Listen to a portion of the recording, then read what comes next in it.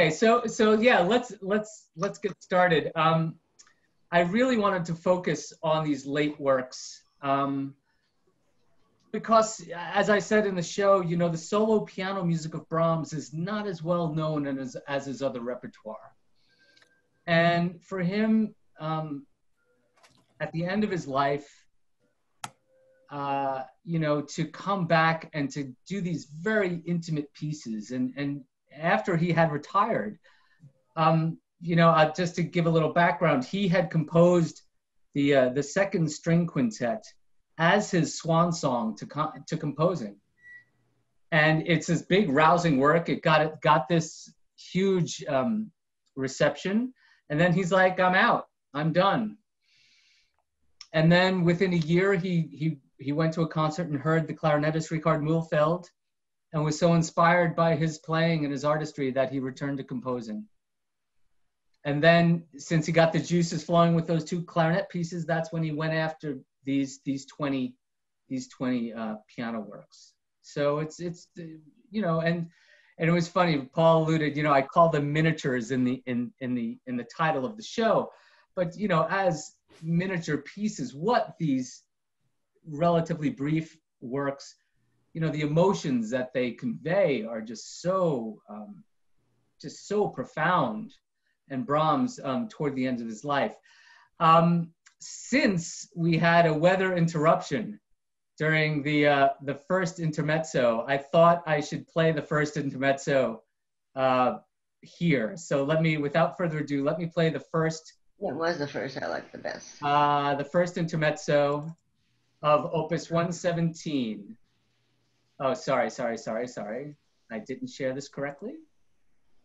That's okay.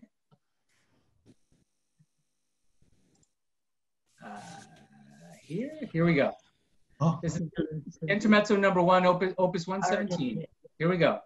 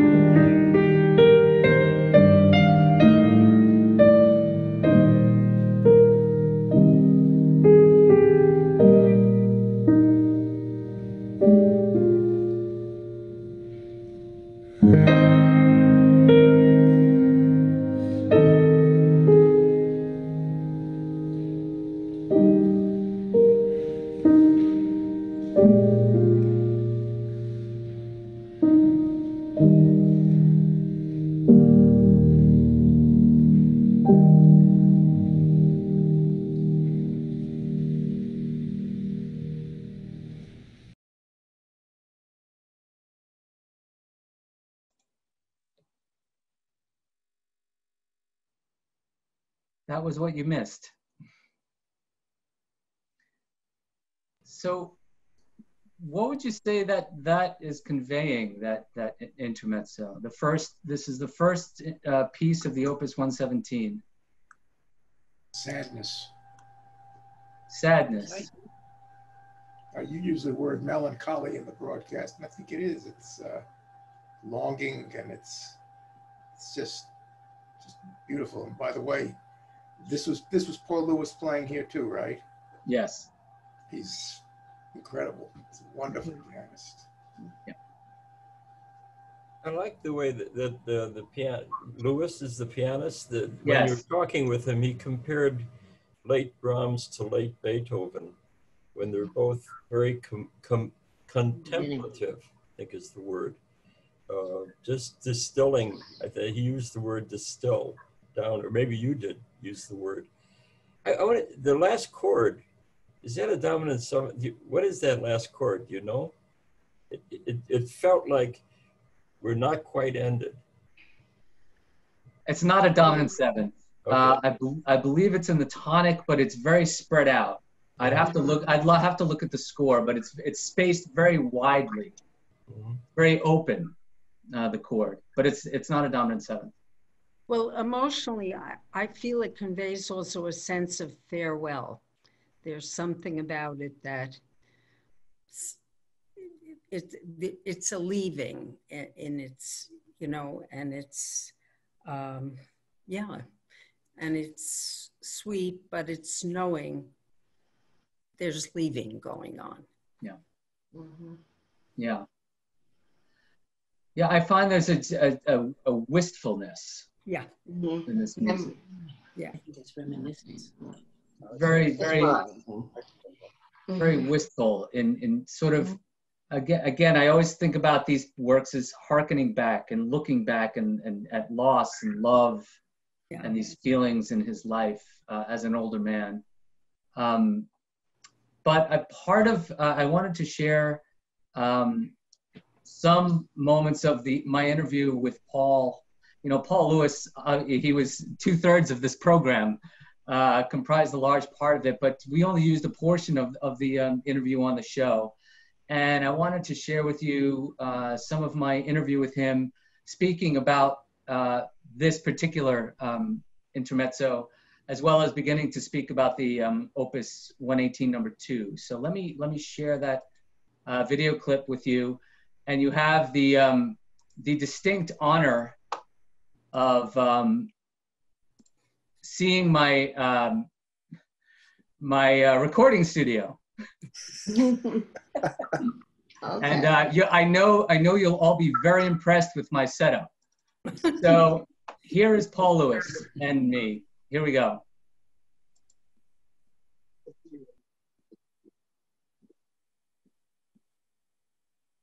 No sound. There's no sound? No. No. Oh, No sound. hold on. Here we go. No. I tell you, I should be fired. I really should be fired. Hold on. I share, optimize. Here we go. There we go. This should work. Here we go. Especially 117. He described the 117 as lullabies to his sorrows, and the first piece of 117 is written after a poem which is a woman who laments the fact that the father left her and the baby, and it's kind of it's an incredibly heartfelt expression of sorrow and nostalgia. And I think it's inevitable that Brahms is kind of bringing his own nostalgia and sorrow and regrets into that. Of course, the big story of Brahms, the love story of Brahms' life is Clara, and we don't know to what extent that was ever fulfilled. But certainly in his later years, it seems that he was a lonely man. And it's inevitable that does come through in his later works, in these very private pieces. There's something very private. It's like we're looking into the private thoughts and feelings of an older man sometimes with these pieces. And then you have something, like 118 number 2, where it's just this just expression of love and beauty. And then, it comes in the B section with the tinge of a little drama sort of entering and wistfulness. Can you speak about 118 number 2, which is one of my favorites?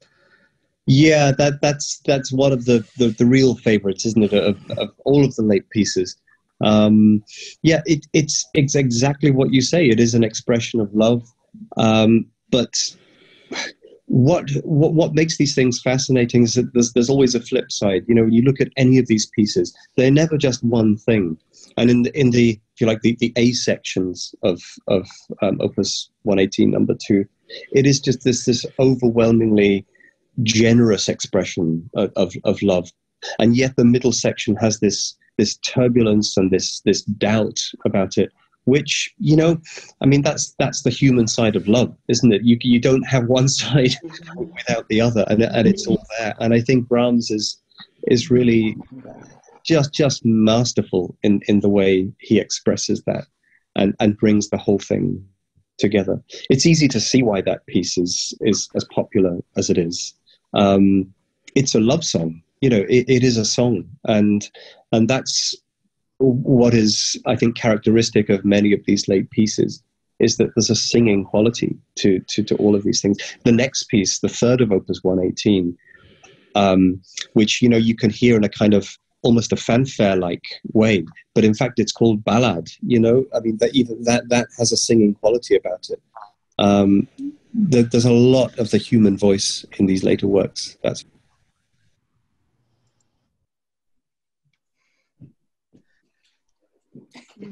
So now you know why he plays so well. Absolutely. I think Paul is a dear friend of mine. I'm a little biased, but the way he expresses in the show, in speaking about Brahms, and talking about how he was, how he began his career with these massive pieces and then crystallized down at the end of his life to these character pieces, these short character pieces, but in doing so, expressed this incredible depth and complexity of emotion. It's really astounding, these piano works. What do you think about what he had to say?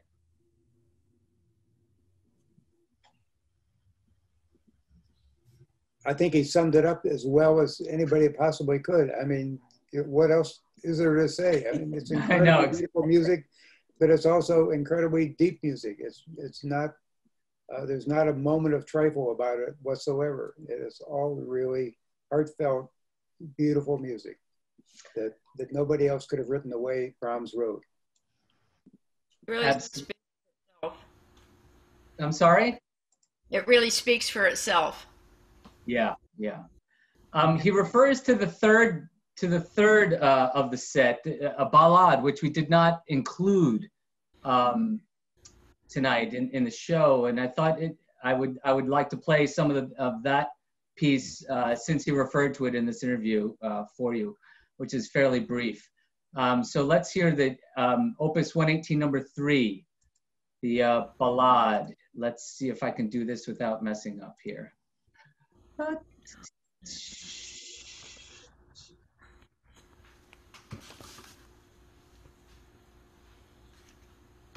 Yeah. There we go. Hold on.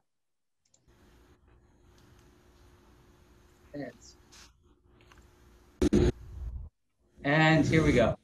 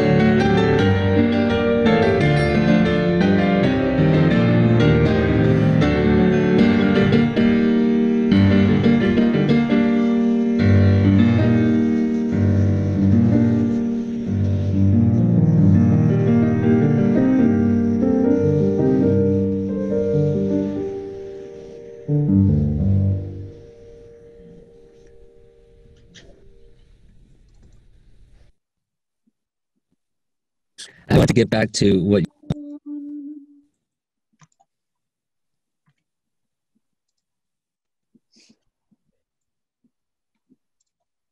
Okay.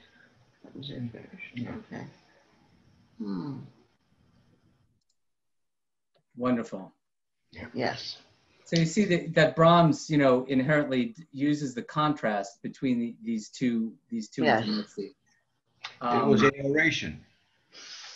Yeah, and just again with his craft, and he uses the canonic writing and the stretto in these tiny works. It's you know, Paul spoke to the craft of these works. They're incredible, and I mentioned, you know, that they've influenced future generations like Schoenberg, about how his approach to using melody and meter and harmony influenced those that came after him with these pieces. Mm-hmm. Very astounding. Mm-hmm. This is much more hopeful, a more positive note, and yet still a little wistful in spots, but it's more of an up feeling. I would describe it as maybe, you know, in the A section it's a little bit more extroverted. Mm-hmm. Mm-hmm. And then the B section is a little more introverted. Right. It's a little more introspective. Wow. I think that's how I would describe it. I spoke with Paul actually about, you know, we talk about the four sets, but really, Opus 116, those pieces are not performed very often. And it's very strange because they're lovely works, and that's exactly how Paul had described them to me. That the whole set is very extroverted and very out there. And while these are just a little bit more introspective in general, the Opus 117 through 119. And he said he's been carrying 116, all of the sets, all four sets of these pieces, in the past few years because he recorded all of them. And I said, "Oh, Paul, when's it coming out?" He said, "I think 2023." He thinks. He thinks. He thinks 2023. But you know, we should. I'm sorry, John. Did you have a question? Did he just do this? Did he just do this recording? He completed the record. Yeah, it's in the can, and it's now going into the editing phase. Yeah. Okay. Because he's been playing he's been playing the 117 pretty much nonstop for 3 or 4 years now. So he's done 117 with us and 118. Yeah. He did not do 119, and that's it. Grosvenor did 119. And actually, when Grosvenor performed these with us, he interspersed them with companion pieces written by the Australian composer Brett Dean. That's right. Yeah, which I felt a little guilty in that I just pulled the Brahms out of that performance for the radio show. So shh, don't tell anybody. Okay. But getting into Opus 119, you know, the first, the intermezzo, the B minor intermezzo, the first piece of 119, and I used the quote from Brahms, and you know, he would often bounce his music off Clara for her input, And he knew that this was a very revolutionary work. And I quoted that letter in the show. But I want to do the full quote of that letter right now from Brahms to Clara, and then Clara's response to him. Here's Brahms to Clara. I am tempted to copy out a small piano piece for you because I would like to know how you agree with it. It is teeming with dissonances. These may well be correct and can be explained, but maybe they won't please your palate. And now I wish they would be less correct, but more appetizing and agreeable to your taste. The little piece is exceptionally melancholic, and, quote, to be played very slowly, unquote, is not an understatement. Every bar and every note must sound like a ritardando, as if one wanted to suck melancholy out of each and every note, lustily with pleasure out of these very dissonances. Good Lord, this description will surely awaken your desire. So he was, he was very, he was unsure of himself, writing to Clara. Clara was quite old at this point. Clara was quite old. And Clara wrote back, you must have known how enthusiastic I should be when you were copying out that bittersweet piece, which, for all its discords, is so wonderful. No, one actually revels in the discords, and when playing them, wonders how the composer ever brought them to birth. Thank you for this magnificent new gift. She loved it. She loved it, but it was a very revolutionary piece for its time. And I have another snippet of my interview with Paul that's only about a minute long, talking about this particular intermezzo, and I'd like you to listen to that. It's not letting me share. Hold on.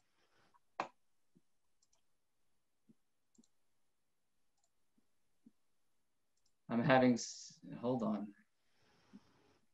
It's funny, the letters, you never know. Sorry, hold on 1 second. It's not letting me share the sound. Oh, here we go.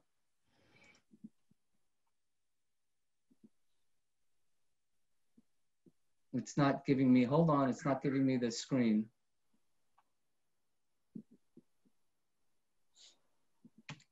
I apologize. Hold on one second. It's not giving me the video screen as an option. Just give me one more chance here.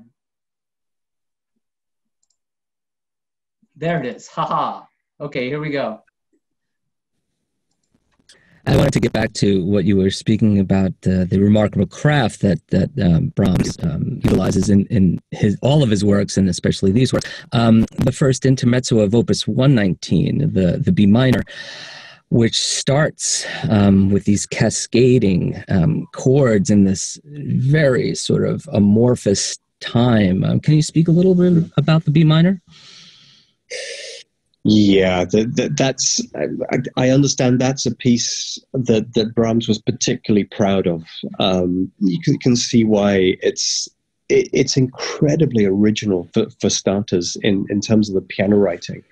When you consider what else was being written around that time and the kind of the big romantic, virtuosic piano writing that actually Brahms, I mean, he was part of all that earlier in his life, but it's so against all of that.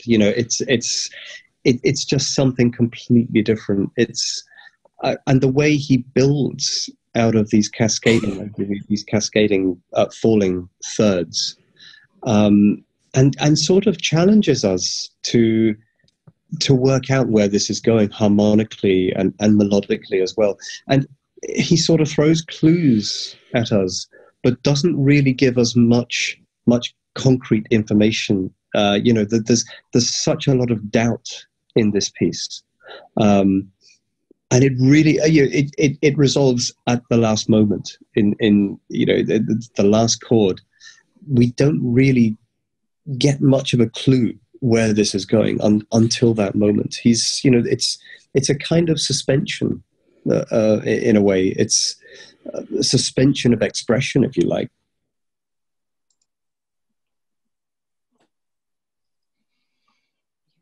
So it's a very innovative piece. It's it's very, I liken it to a late work of Liszt, which I've referred to on our Zooms before, Nuage Gris. which is a very late work of Liszt, where there's almost no time and it just floats. And there's almost no feeling of sense of rhythm. And in this case, even harmony.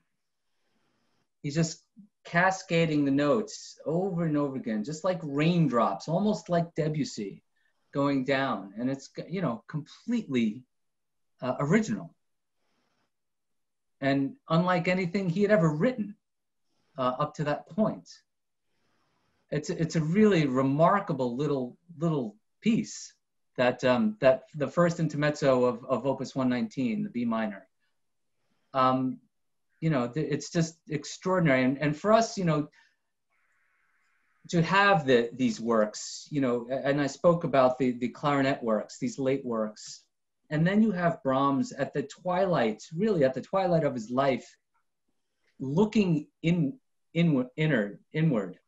and just pouring his emotions out amidst this construct that's so crystalline and almost, you know, Paul spoke to this perfection of construct. And that, you know, but you don't see that construct. You don't really, it doesn't, that construct to the listener doesn't really matter. It just doesn't matter. But wow, they're just so exquisite pieces that Brahms has given us at the end of his life. It's truly, truly remarkable. And I think the point that Paul had made about the virtuosity of the time, you know, going on. This is, you know, by the time Brahms is that's the very early parts of Rachmaninoff, just as a kid, Prokofiev, Busoni, you know, this is the same period. And, you know, you have Tchaikovsky giving the big piano concertos and everything like this. And here's Brahms giving us these little jewels of emotion and sadness and love and all of these things. And they're really, really, really wonderful pieces. And I think, you know, for those casual listeners of classical music, they're not really well known.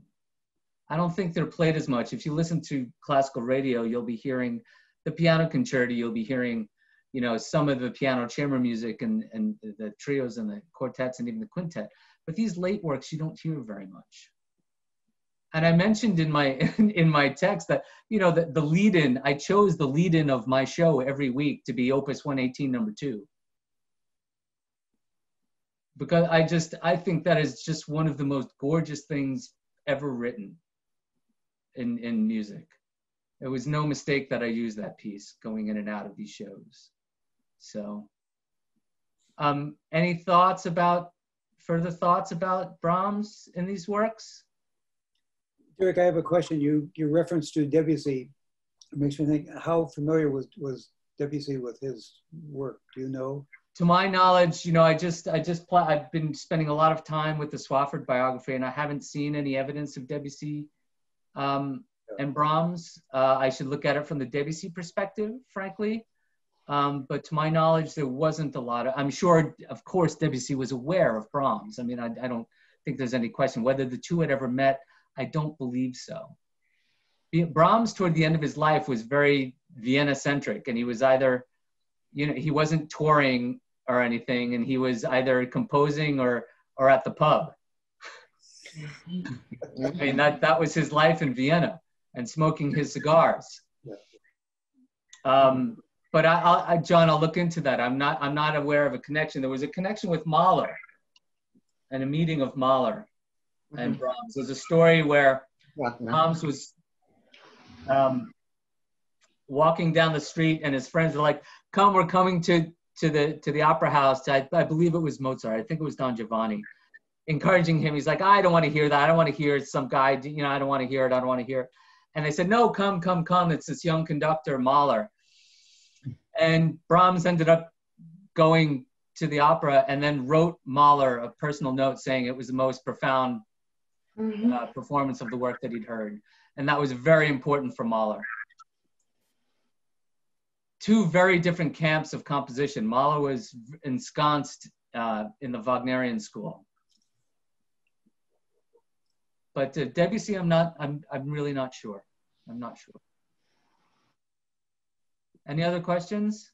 Were these pieces played a lot while he was still alive, or not until later, or? They were played at the end of his life. So this was written, these were written, they were composed, I believe, in 1891, 92, I believe, 92. And he passed in 97. You know, they were played. They were played. He published them and people. Absolutely. Yeah. Yeah. No, Brahms was a famous man. You know, most of his adult life, and he heard his. It wasn't like Schubert, where you know he never heard these pieces performed after the fact. Yeah. Yeah. And have there been other champions of these particular sets of pieces before recently? I mean, now they're played a little bit more because there have been some really excellent recordings in recent years. Yeah. Including, I mean, I previously mentioned the Lupu recordings, which I really adore, the Radu Lupu recordings. Before that, Schnabel must have recorded them. I'd be surprised if he didn't record them. I'm not sure about early 20th century recordings you're referring to. Yeah. And I'd like to look into that. Yeah, Derek, what I loved about the Paul Lewis recordings tonight, I mean, there's plenty of like virtuosic moments in the Brahms, and certainly, you know, both he and Grosvenor have, you know, all the chops technically that they need. It never sounded carried away. You know, I mean, there were plenty of sections where if he wanted to just be just over the top showy, either pianist could have, you know, but they both, I think, just kept it contained. And I appreciated that. So in the, you know, the few moments that really sounded fortissimo, I mean, your ears kind of perked up, because even in the other loud sections, it just, you know, sounded always, you know, controlled. And I appreciated both of their interpretations because of that. I think in the hands of, I don't know, I mean, other excellent pianists, I mean, it would just be easy to, you know, kind of get really big. I mean, and it's Brahms, so why not? Except that if you do, I think you lose something. I think that's an excellent point. You know, Grosvenor is known as a virtuoso, and Grosvenor's technique, you know, and everything, but it's, you know, it's there, and he does it. But Paul's technique is extraordinary, and you would never know it because he never flashes it. But his technique is just incredible, and he always uses it toward an end, and that's what you're speaking to. I think that's very important. It's just like what I had said and what Paul had said about the even with Brahms, the construct. You can get all wrapped up in the construct, but you never see the construct. It's serving the purpose of the music. And I think that's exactly right, especially with Paul Lewis's playing. He did, and I may have mentioned it previously, but he played the Liszt Dante Sonata on a recital here a number of years ago, and that's not Paul Lewis's wheelhouse at all, not at all. And he played the bejesus out of it. I mean, it was so good.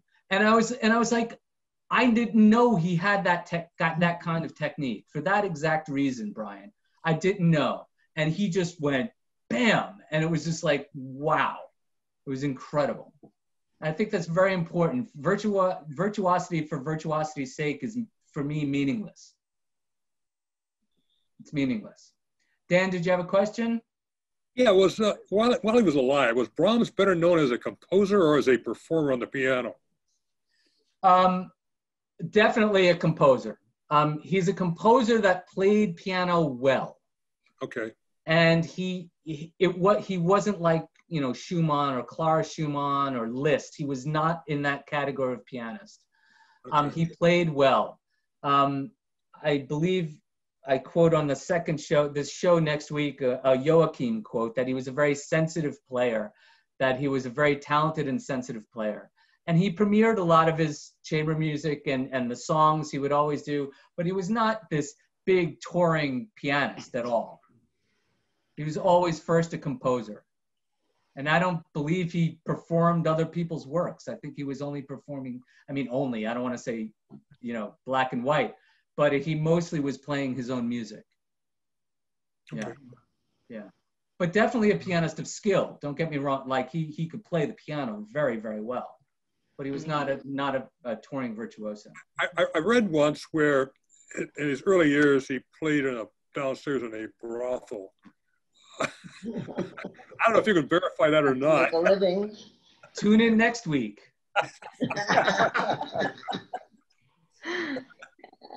So there, you just got a teaser. So next week, it was funny, you know, next week's show is the complexity, Brahms, the complexity of emotion. And we speak to these layers and what Paul had said in his interview about, you know, where it's not, and Dan, I remember this when we spoke about it in our Zoom, where it's not always this sunny happiness and it's not all this very dark sadness. It's all very complex. And Brahms had a very complex emotional makeup. And part of it had to do with those experiences. And yes, he did that as a young man. He was only 13 when his father sent him to make money for the family. So, but yes, we go into that next week. Hamburg. Yes, exactly. So Brahms was a very complicated man, very, very complicated emotionally. And never really had a serious emotional relationship with a woman his entire life. Well, is there any good biographies written on him or not? Do you know? Yes. I mean, the recent one that I've been through is the Jan Swafford. Swafford, yeah, who I brought him here for a lecture a few years back. And he's written a great book on Beethoven, on Charles Ives, and I think forthcoming, or whether it's out now, Mozart. And that's wonderful. I really, the first book that I read on Brahms is an older book, and I believe it's from the 30s, from Carl Geiringer, which I found to be an excellent biography of Brahms. Very, very interesting man. It's worth reading about Brahms. Very complicated, interesting man. Yeah.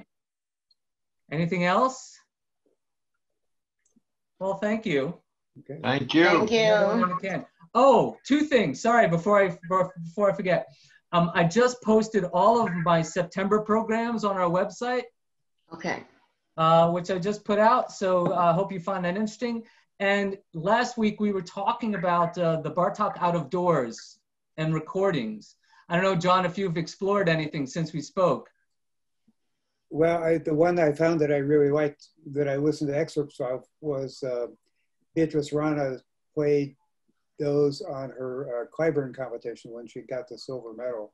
And then they did put out a recording of that concert, and I thought her performance was really lovely. So I came across a recording of the Hungarian pianist György Sándor, which I found really great. And there's also a recording by Murray Pariah, which was also great. It's on Sony. Okay. So check those out. I promised that I'd look into recordings of the Bartók Out of Doors suite. So check out those recordings. Okay. Will do. Yeah, I'll check out Beatrice Rana. So anyway, okay. Thank you, everybody. See you next week. And thank you. Next week. Thanks for coming. Welcome back from vacation. Thank you. All right. Have a good night, everyone. Bye. Bye. Thanks. Letter, Derek. I'm late. I had to reboot my router. So I'll get late. Glad you caught some of it. I got it. That's about half. Your kind note on it. Okay. Have a great night, everyone. All right. Good night. Bye. Thank you. Bye. Thanks for your letter, Derek, and your nice little note on it. Oh, you're welcome, Dylan. You're welcome.